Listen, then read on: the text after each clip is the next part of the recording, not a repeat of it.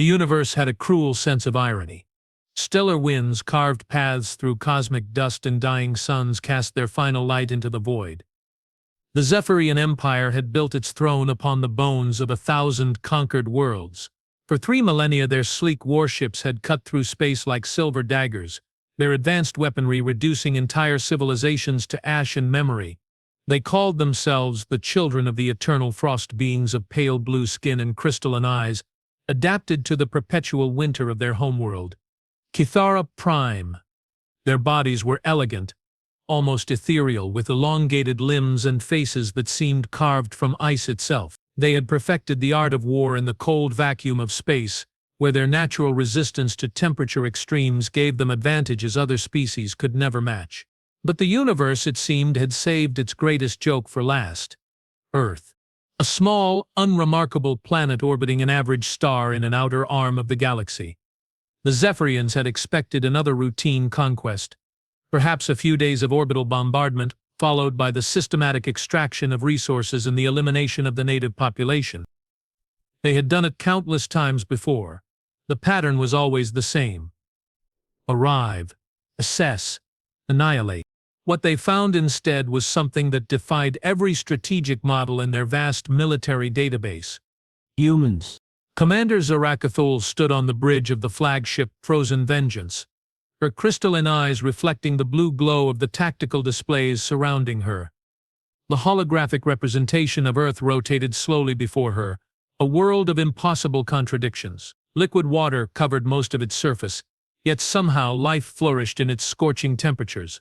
The atmospheric readings showed levels of heat that should have been instantly lethal to any civilized species. Temperature readings confirmed, Commander, reported Sub-Commander Nixadrara, her voice carrying the melodic quality common to all Zephyrians. Surface temperatures ranging from 273 to 315 kelvins. Some regions exceed 320. Zarathul's pale fingers traced the edge of her command console. In Zephyrian terms, these were the temperatures of molten metal, a hellscape that no rational being would dare inhabit. And yet they thrive, she murmured, more to herself than to her crew. Show me the population centers. The hologram shifted, revealing clusters of lights across the planet's surface, cities, towns, the unmistakable signature of a thriving civilization. But there was something else in the readings, something that made Zoraithel's ice-blue blood run even colder. Commander, Nixera's voice had taken on a tremor of disbelief. The thermal signatures, they're not using artificial cooling systems. They're generating heat, actively producing it. The bridge fell silent except for the soft hum of the ship's cooling systems. Systems that kept the Zephyrian crew alive in the relative warmth of deep space. On the surface below, an entire species was living comfortably at temperatures that would kill any Zephyrian within minutes. How is this possible? Whispered Science Officer Clindris from her station. Zarakathul straightened, her military training overriding her scientific curiosity. It doesn't matter. They are an obstacle to the expansion of the Empire. Begin standard orbital bombardment procedures. But as the first energy beams lanced down toward the planet's surface, something unprecedented happened. They fought back. Not with the desperate, futile resistance the Zephyrians had come to expect from conquered species. This was different. This was coordinated, strategic, and most unsettling of all, effective. Human fighter craft, primitive by Zephyrian standards but surprisingly resilient, swarmed around the larger vessels like angry insects. Their weapons, crude fusion-based projectiles and chemical explosives, barely scratched the advanced armor of the invasion fleet. But they kept coming, wave after wave of them piloted by beings willing to ram their vessels into Zephyrian ships rather than retreat. They're not retreating, Nexera reported, her voice tight with confusion. Commander, their casualty rates are approaching 40% and they're still attacking. Zarathul watched the tactical display with growing unease. In all of the Empire's military history, no species had continued fighting past a 20% casualty rate. It was a statistical impossibility. The survival instinct should have overwhelmed any tactical considerations long before reaching such losses. What drives them? She asked the void beyond the view screen. The answer came 3 hours later, when a damaged human vessel somehow penetrated the flagship's defensive screen and detonated against the hull. The explosion was small by military standards, barely enough to breach the outer armor, but it sent a message that chilled every Zephyrian heart aboard the ship.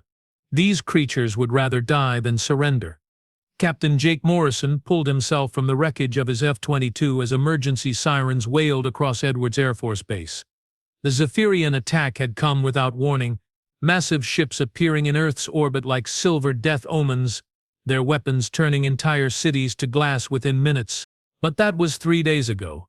3 days of continuous fighting, of watching friends die of impossible odds and Pyrrhic victories. And still, humanity fought on. Morrison's flight suit was torn, his left arm hung useless at his side, and he was pretty sure he had a concussion. None of that mattered. What mattered was the intelligence briefing he'd received an hour ago. Information that changed everything. The aliens were dying. Not from human weapons, which were proving largely ineffective against their advanced technology. They were dying from heat. Earth's natural temperature was slowly cooking them alive inside their own ships. Their cooling systems were failing under the strain of maintaining habitable conditions for their crew, and every minute they remained in Earth's atmosphere was shortening their operational window. "Sir," the young lieutenant ran toward him across the tarmac, dodging debris from the latest orbital strike. "General Patterson wants to see you immediately. Something about a captured alien." Morrison nodded grimly and followed the lieutenant toward the underground command bunker. As they ran, he couldn't help but marvel at the absurdity of the situation. Humanity was facing an enemy with technology centuries beyond their own, and their greatest weapon was the simple fact that they lived on a planet too hot for their invaders to survive.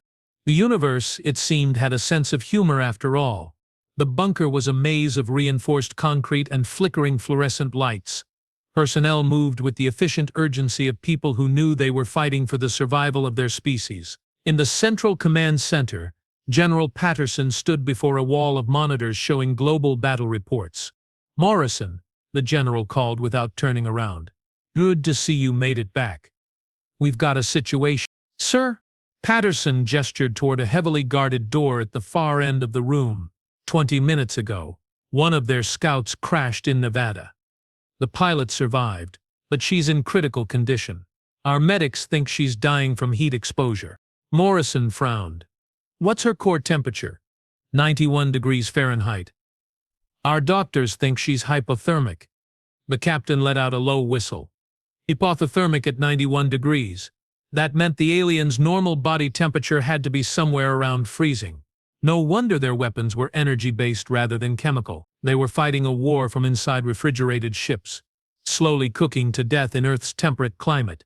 "What do you need from me, sir?" Patterson turned, his weathered face grim. "She's asking for you specifically. By name." Morrison felt the blood drain from his face. "That's impossible. How could she know?" "We don't know, but she's been repeating it for the past 10 minutes. Jake Morrison. Must speak with Jake Morrison. Her English is perfect, Captain. Better than perfect. She speaks like she's been studying us for years." The walk to the holding cell felt like a march to the gallows. Morrison's mind raced with possibilities, none of them comforting. How could an alien species they'd never encountered before know his name? What could she possibly want to tell him that couldn't be communicated through standard military channels? The holding cell had been hastily converted from a storage room, its concrete walls lined with portable heating units that hummed constantly. Inside, lying on a military cot surrounded by thick blankets, was the most beautiful and terrifying creature Morrison had ever seen. She was tall, nearly 7 feet, with skin the color of winter ice and eyes like frozen sapphires. Her features were angular, almost aristocratic, but there was something fragile about her, as if she were made of fine crystal that might shatter at any moment. The heating units were running at full capacity, yet she was visibly shivering. When she saw Morrison, she struggled to sit up, her movements graceful despite her obvious weakness. "You are Jake Morrison," she said, her voice carrying a melodic quality that seemed to resonate in the air itself. "Pilot of the aircraft that struck our command vessel." Morrison nodded cautiously. "That's right. Who are you?" "I am Zarai Thul, commander of the 3rd Expansion Fleet." She paused, her crystalline eyes studying his face with an intensity that made him uncomfortable. I am also, as of 4 hours ago, a traitor to the Zephyrian Empire. The words hung in the air between them like a challenge. Morrison glanced at the guards flanking the door, then back at the alien commander. Why? Zarathul's laugh was like the sound of wind chimes in a winter breeze. Beautiful and somehow infinitely sad. Because I have learned something that my superiors would kill to suppress. Something that makes this entire war meaningless. She leaned forward, and Morrison could see that despite the heating units, her lips were turning blue with cold. Your species is not an aberration, Jake Morrison. You are not freaks of nature adapted to impossible heat. You are what we used to be before our homeworld began its slide into eternal winter. Before we became prisoners of the cold. Morrison felt the world shift around him. What are you saying? I'm saying that every Zephyrian myth, every legend of our origin, speaks of a time when our people lived on worlds like this one. Worlds of liquid water and breathable atmosphere. Worlds where the temperature did not kill. Her voice dropped to barely above a whisper. I'm saying that you are our ancestors, Jake Morrison. And we have come to destroy the very paradise our people once called home. The silence that followed was deafening. Morrison could hear his own heartbeat. The hum of the heating units. The distant rumble of explosions from the ongoing battle above. But all of it felt distant, unreal compared to the revelation that had just shattered his understanding of the conflict. That's, he began, then stopped. The words wouldn't come. Impossible, Zarathul suggested. I thought so too, until I ran the genetic analysis myself.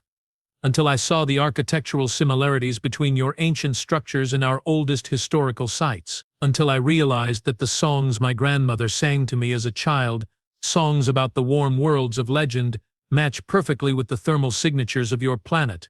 She struggled to her feet, swaying slightly but maintaining her dignity. My fleet commander will order the final bombardment within hours. Every major population center on your planet will be reduced to radioactive ash. Unless what? Zarathul met his eyes, and Morrison saw desperation there. Raw, naked desperation that transcended species boundaries. Unless you help me stop her. The war above raged on as Morrison sat in stunned silence, processing Zarathul's revelation. Through the reinforced walls of the bunker, the distant thunder of orbital bombardments provided a constant reminder that time was running out. Earth's defense networks were holding for now, but everyone knew it was only a matter of time before the Zephyrian fleet broke through. You expect me to believe, Morrison said slowly, that an entire galactic empire is built on a lie. Zarathul had wrapped herself in additional blankets, but her shivering hadn't stopped. The heating units were pushing the room temperature to nearly 80 degrees, yet she looked like someone trapped in an Arctic blizzard. Not a lie, she corrected. Her voice strained from the effort of speaking through chattering teeth. This forgotten truth. When Kithara Prime entered its Ice Age cycle 12,000 years ago, most of our population died. The survivors adapted. We became what the cold demanded we become. Over generations we forgot what warmth felt like. She paused, closing her crystalline eyes as if gathering strength. But the genetic memory remained. The songs, the stories, the architectural patterns, all pointing back to a time when our people lived under warm suns on worlds like yours. Morrison leaned forward. And you discovered this how? Archaeological data from conquered worlds showed consistent patterns. Species after species, all sharing similar genetic markers with us. All living on worlds we classified as death worlds due to their extreme heat. Her laugh was bitter, punctuated by violent shivering. We have been systematically exterminating our own scattered children for 3 millennia. Jake Morrison. All because we forgot how to live in the warmth. The door to the cell burst open and General Patterson strode in, his face grim. Captain, we've got problems. The alien fleet is repositioning for what our analysts believe will be a final strike. Every ship they have is moving into bombardment formation. Morrison glanced at Zarathul, who had gone rigid with terror. No, she whispered. Not yet. She said she would wait for confirmation of my death before proceeding with the purification protocol. Purification protocol. Patterson demanded. Zarat struggled to her feet, her movements unsteady but determined. Complete planetary sterilization. Every living organism reduced to component atoms. It is reserved for worlds deemed too dangerous to risk any survivors. Morrison felt ice forming in his stomach. How long do we have? If my death has been confirmed, Zarathal's voice was barely audible. Perhaps an hour, maybe less. Patterson was already moving toward the door. I'll alert all commands. Begin immediate evacuation of major population centers. General, wait. Morrison's voice stopped him in his tracks. Evacuation won't help. There's nowhere on Earth they can't reach. Then what do you suggest, Captain? Morrison looked at Zarathul, seeing the desperate hope in her alien eyes. We go up there. We stop this at the source. Patterson stared at him as if he'd lost his mind. Captain, that's suicide. Even if we could get through their defenses, which we can't, there's no way to— There is a way. Sarathul's voice cut through the general's protests. The command ship's environmental systems are failing. They've been running at maximum capacity since the fleet entered Earth's atmosphere, trying to keep the crew from dying of heat exposure. She moved closer to Morrison, her movements becoming more urgent despite her obvious weakness. If someone could infiltrate the ship and disable the cooling system, the crew would cook, Morrison finished, understanding immediately. In minutes, and the bombardment would stop, Zarathul confirmed. A ship full of dead crew members cannot carry out a planetary extermination. Patterson shook his head. Even if that plan were feasible, how would we get aboard their command ship? Our fighters can barely scratch their hull plating. Zarathul reached into her clothing and withdrew a small crystalline device. This is my command authorization key. It will grant access to any Zephyrian vessel, including the flagship. Morrison took the device, feeling its cold weight in his palm. And you're giving this to us? Why? Your own people would call this treason. My people are wrong.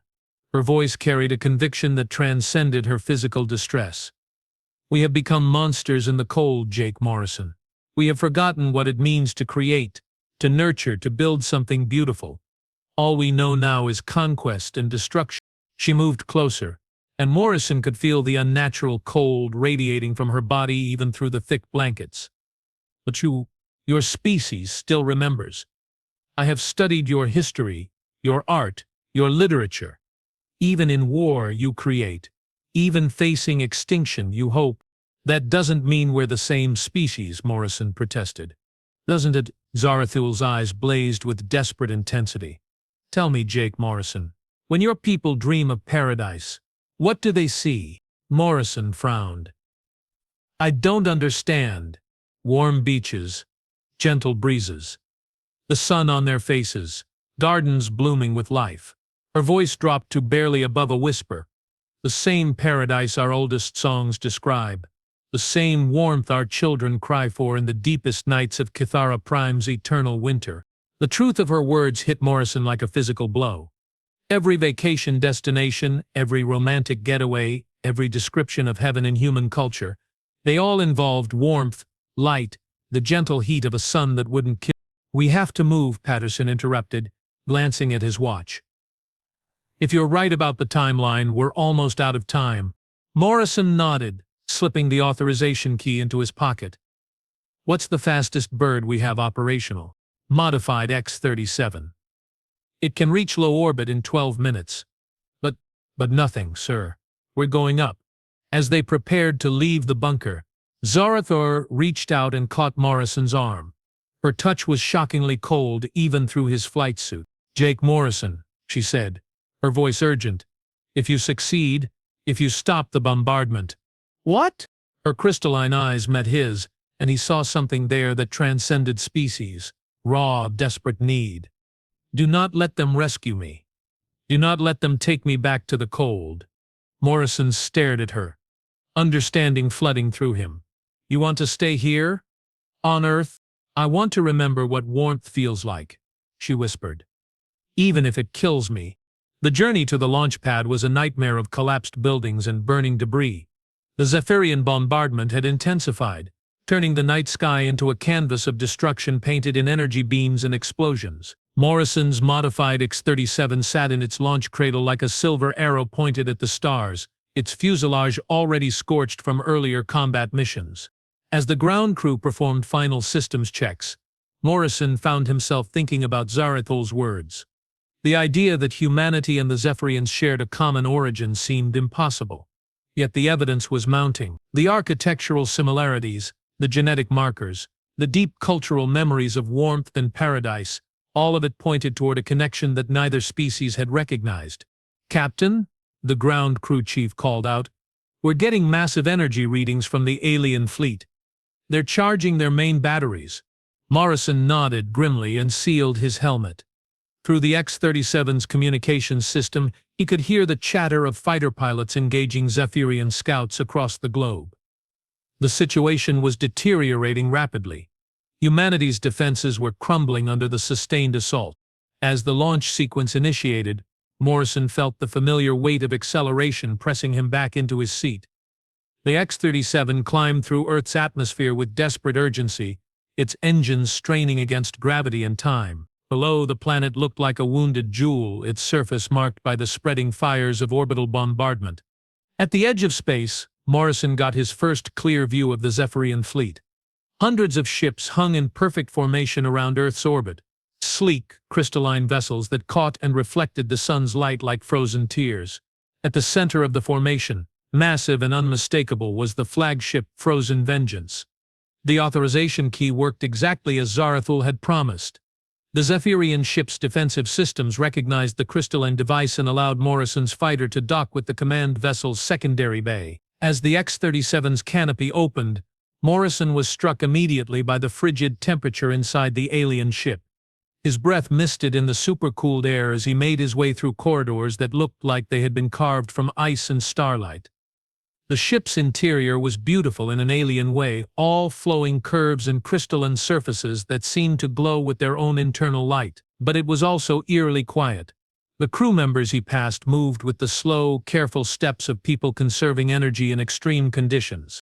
Morrison's suit sensors registered the temperature as -15 degrees Celsius. For the Zephyrians, this was apparently the edge of survivable warmth. He could see the strain in their movements, the way they huddled close to heating vents, the subtle signs of a species slowly dying from exposure to their enemy's natural environment. The command deck was a cathedral of ice and light, its domed ceiling displaying a real-time tactical overview of the battle. At the center of the space stood Commander Nixira, Zarathul's second-in-command, her pale hands dancing over control surfaces that responded to her touch with musical chimes. "Status of all bombardment platforms," she commanded, her voice echoing in the frigid air. "Charged and ready for purification protocol," came the response from multiple stations. Morrison crouched behind a crystalline pillar, his mind racing. The environmental controls had to be somewhere on this deck, probably integrated into the main command systems. But disabling them would require accessing the ship's core functions, and that would certainly attract attention. He was considering his options when Nexira's voice rang out across the bridge. "Attention all vessels. Commander Zarathul has been confirmed killed in action on the surface. By order of Imperial Command, we will now commence purification protocol. Target Earth, third planet of the Sol system." Morrison's blood turned to ice. They thought Zarathul was dead, which meant the bombardment would begin immediately. "All batteries prepare to fire on my mark," Nixira continued. Morrison made his decision. Rising from behind the pillar, he stepped into the open and called out in the command tone he'd learned from years of military service. "Stop this madness, Commander." The bridge went silent. Every Zephyrian present turned to stare at the human who had somehow infiltrated their most secure vessel. Nixira's crystalline eyes widened with shock and fury. "How did you?" she began. "Commander Zarathul gave me access," Morrison interrupted, holding up the authorization key. "She wanted me to deliver a message."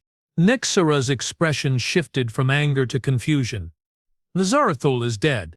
"No, she's not. She's alive, and she's discovered something that changes everything."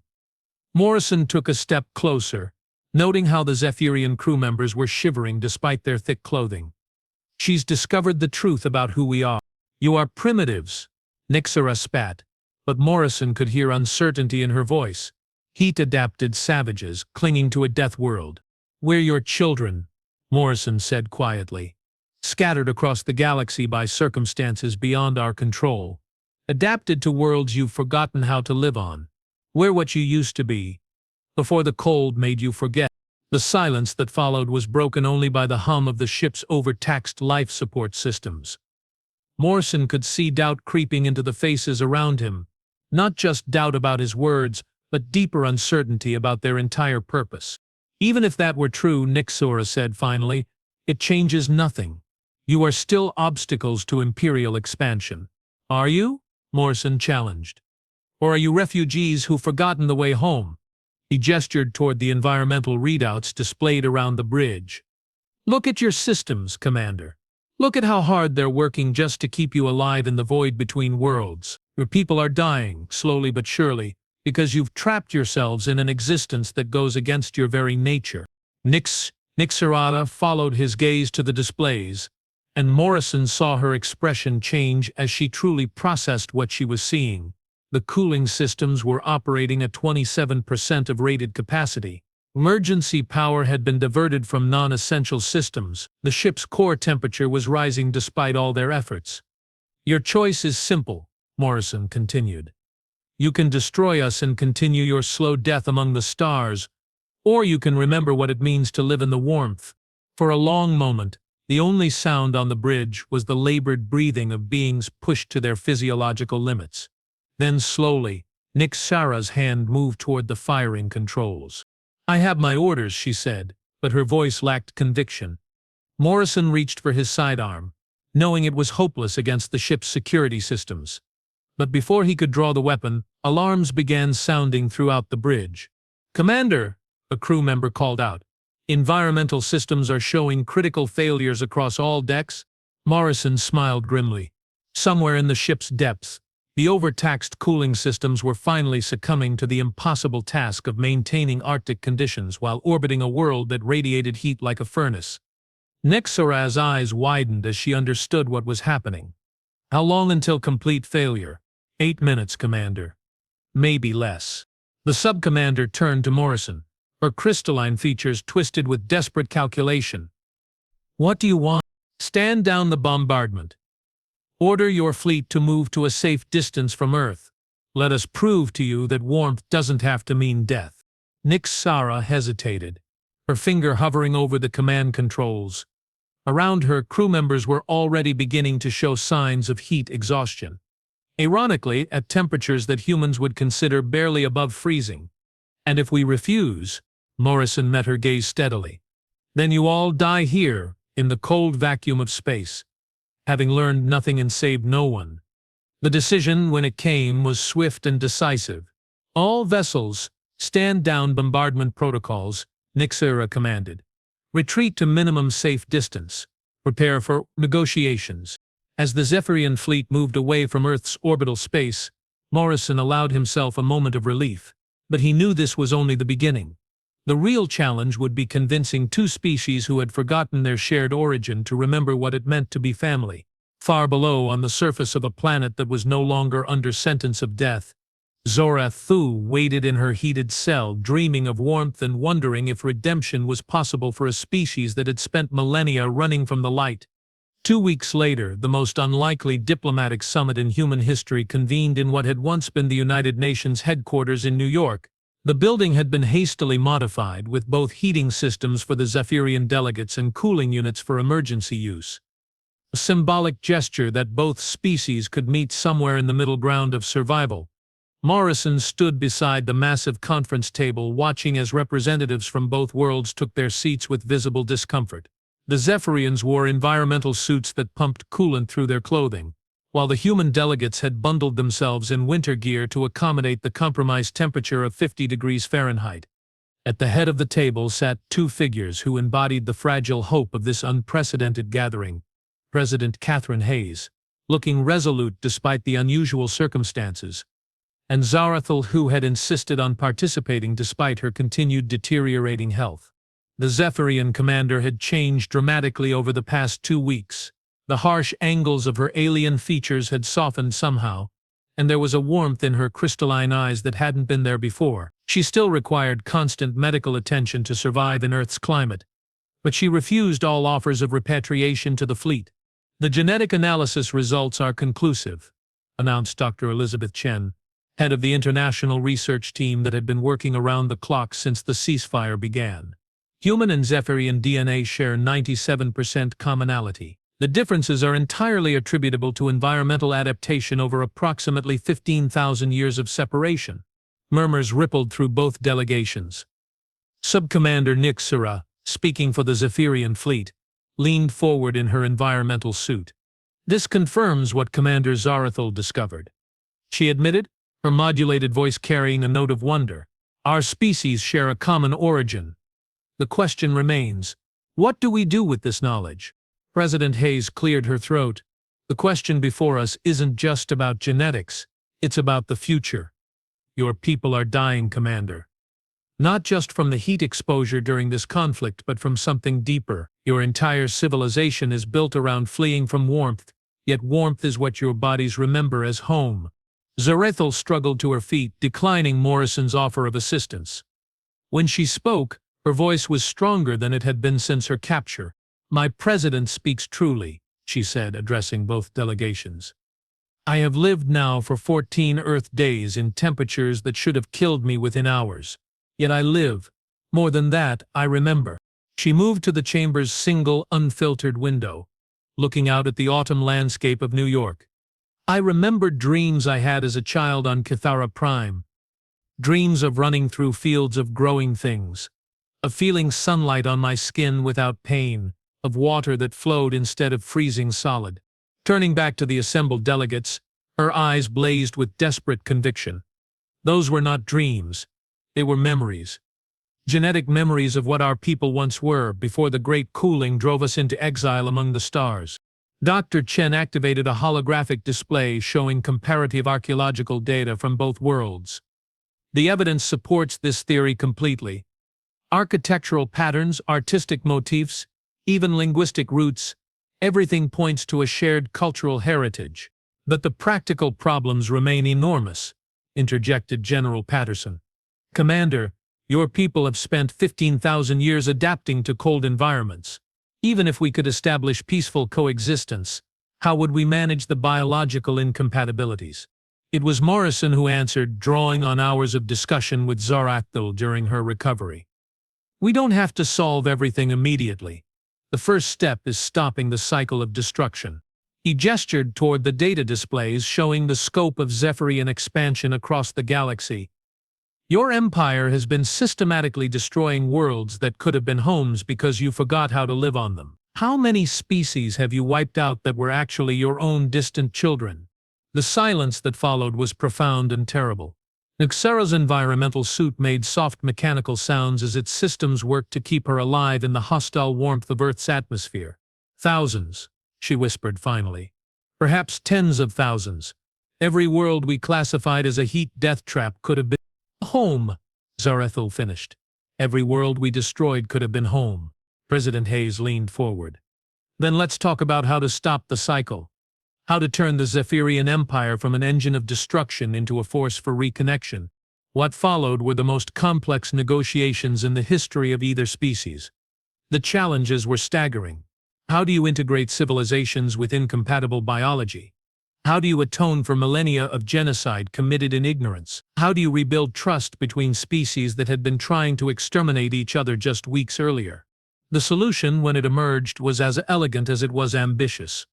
"Sanctuary worlds," explained Dr. Chen, presenting the proposal that had emerged from intensive collaboration between human and Zephyrian scientists. "Planets with climates that represent a middle ground between your two extremes, cool enough for Zephyrians to survive with minimal life support, warm enough for humans to thrive with appropriate clothing." Nixera studied the star charts, showing potential candidate worlds. "And the species you've already, the civilizations we've destroyed, some might be recoverable," Morrison answered. "Your empire kept detailed records of conquered worlds. If there are survivors in refugee populations or genetic samples in your archives, we could begin restoration efforts." Zarathul breathed. "We could try to undo some of the damage." The president nodded grimly. "It won't be easy. It won't be quick. Some of what's been lost can never be recovered, but it's a beginning. Over the following days, the framework of an unprecedented alliance began to emerge. The Zephyrian fleet would begin a systematic review of their conquered territories, seeking signs of surviving populations that might be related to their species. Human exploratory vessels would accompany them, helping to establish communication with species that had learned to hide from the silver ships of destruction. Most importantly, they would begin the search for sanctuary worlds, planets where both species could learn to live together, where Zephyrian children could play in something warmer than eternal winter, where human colonists could help their long-lost cousins remember what it meant to build rather than destroy. But the agreement came with a price that no one spoke about openly. Zarathul was dying. Morrison found her on the final day of the negotiations, sitting alone in the conference room as sunset painted the sky in shades of gold and crimson. Her environmental suit had been abandoned hours earlier. The medical team had given up trying to force her to use the life support systems she continued to reject. "The doctors say you have maybe 48 hours, Morrison said, taking the seat beside her. Zarathul smiled, and Morrison was struck by how human the expression looked on her alien features. 48 hours of warmth, Jake Morrison. 48 hours of feeling what my ancestors felt when they looked up at their son and felt joy instead of fear. It doesn't have to end this way. The medical teams think they can develop treatments, ways to help your people adapt gradually, for future generations, perhaps." Zarathul's voice was weak but peaceful. "But I am too old, too set in the patterns of cold. My body knows only how to flee from heat, not how to embrace it." She turned toward the window where the last light of day was fading into twilight. "Do you know what I see when I look at your sunset, Jake Morrison?" "What?" "Home.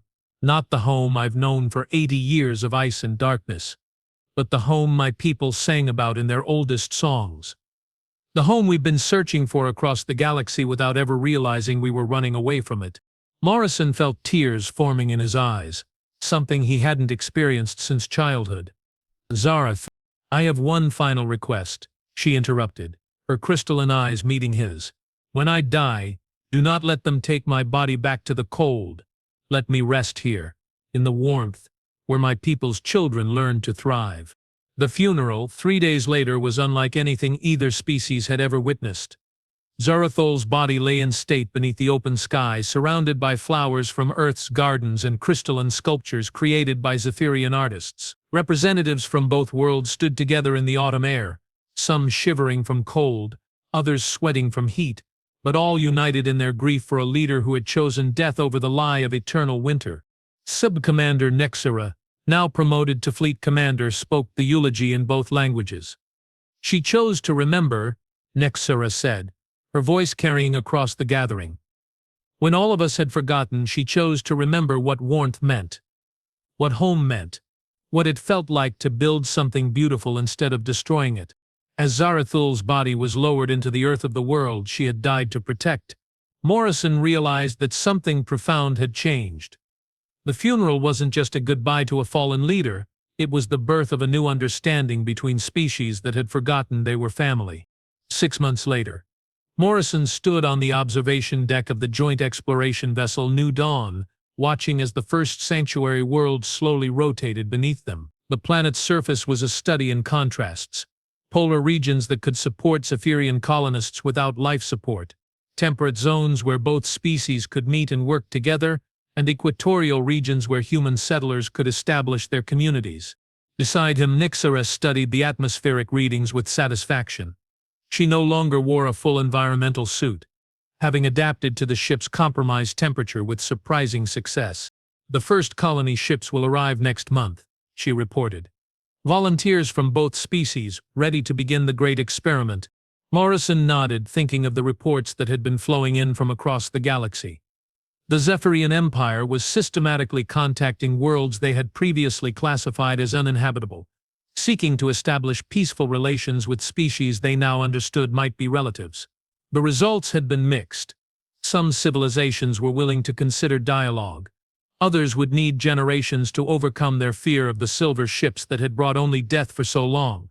But it was a beginning. "Commander," a voice called from the ship's communication station, "we're receiving a priority message from Earth."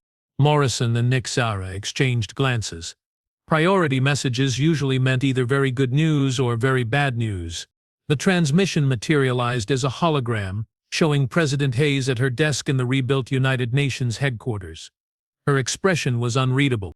"Commander Morrison, Commander Nixara," she began. "I wanted you to be the first to know the archaeological team excavating the Zephyrian crash site in Nevada has made a discovery." The hologram shifted to show a deep excavation where the wreckage of Zarathul's scout craft had been removed. At the bottom of the pit, partially exposed, lay structures that were unmistakably artificial. Buildings carved from crystalline stone in patterns that were eerily familiar. "The crash site wasn't random," President Hayes continued. "Zarathul's ship came down directly above what appears to be the ruins of an ancient Zephyrian settlement. Carbon dating suggests the structures are approximately 15,000 years old." Morrison felt the deck seem to shift beneath his feet. She knew the linguistic analysis team has translated some of the inscriptions. Hayes continued. "They appear to be records of a great evacuation, an entire population forced to flee their world as it entered an ice age cycle. The final entries speak of ships launched toward the stars, carrying the hope that someday, somehow, the children of the warm worlds would find their way home." The transmission ended, leaving Morrison and Nexara alone with the staggering implications. Zarathul hadn't just stumbled upon the truth of their shared heritage. She had literally come home to die in the place where her ancestors had once lived and loved and dreamed of warmth. "She guided her ship there," Nixara whispered. "Even dying, even with her systems failing, she found the way home." Morrison walked to the viewing port and looked down at the sanctuary world turning slowly beneath them. Somewhere on its surface, construction crews made up of humans and Zephyrians were working side by side to build the first settlements where both species could call home. It was messy, difficult work, learning to accommodate biological differences, overcome language barriers, bridge cultural gaps that had widened over 15 millennia of separation. But it was the work of building, not destroying. The work of remembering, not forgetting. "Commander Morrison," Nexara said, joining him at the viewing port. "Do you think she knew? When she made her choice to stay on Earth, do you think Zarathul knew she was literally returning home?" Morrison thought of their final conversation, of the peace in her crystalline eyes as she spoke of feeling sunlight without fear. "I think some part of her always knew. The part that remembered the songs, the dreams, the genetic memory of what home was supposed to feel like." He placed his hand against the cool surface of the viewing port, thinking of all the worlds spreading out beneath the stars, worlds where the children of warmth and the children of cold could learn once again to be family. "I think she knew that sometimes, to remember who you really are, you have to be willing to stop running from the very thing you think will destroy you." Far below, in the growing settlements of the first sanctuary world, human and Zephyrian children played together in playgrounds designed for two different biologies but one shared dream of home. They laughed in languages that were slowly learning to blend, under a sun that was neither too hot nor too cold, but exactly the temperature that meant welcome. The universe, it turned out, had saved its greatest gift for last, the chance for a scattered family to find each other again among the stars, and remember that home was not a place you fled from, but a place you built together, one warm moment at a time. In the end, the greatest conquests are not of worlds but of the fears that keep us from recognizing who we truly are.